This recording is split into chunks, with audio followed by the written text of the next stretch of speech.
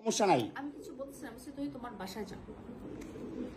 বাংলাদেশের আইন কতটা জঘন্য হইলে এর মতো একটা মহিলা ধর্ষণ মামলা আমাকে দিতে পারে?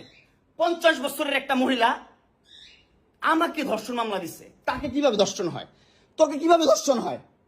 সেটা তুই কোর্টে যে প্রমাণ করিস। কোর্ট তো তোর কি না, তোর বাপের না কোর্ট? তোর বাপ আর্মিতে, তোর ভাই আর্মিতে, তোর জামাই আর্মিতে, তোর 2টা জামাই আর্মিতে। তোর তো আইন কি না? আর আমরা তো গরিব মানুষ, আমাদের তো সময় নাই, আমাদের তো এই সমাজে কোনো স্থায়ী নাই। আমরা তো সমাজের ময়লা আবর্জনা, আমরা এই সমাজে। আর তোরা হচ্ছিস সমাজের অনেক উচ্চমানের মানুষ, অনেক ক্ষমতাবান মানুষ, এই জন্যই নাকে দড়িটা ঘুরাইতেছিস আমাকে তুই, বুঝছিস?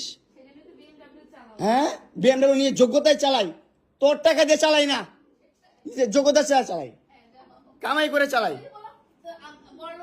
হ্যাঁ, বড়লোক হইতে পারবো না? কোথাও লেখা আছে গরিবরা বিএমডব্লিউ চাইতে পারবে না, গরিবরা বড়লোক হতে পারবে না? কোথাও লেখা আছে? হ্যাঁ, কোথাও লেখা আছে? না হলে ওই মেয়েদের বাসায় যাও, না হলে নরসিংদী যাও, যেখানে যাচ্ছিলে সেখানে যাও। তোমার কাপড় চোপড় নিবা? অবশ্যই নিব। দাও, ব্যাক করে দাও।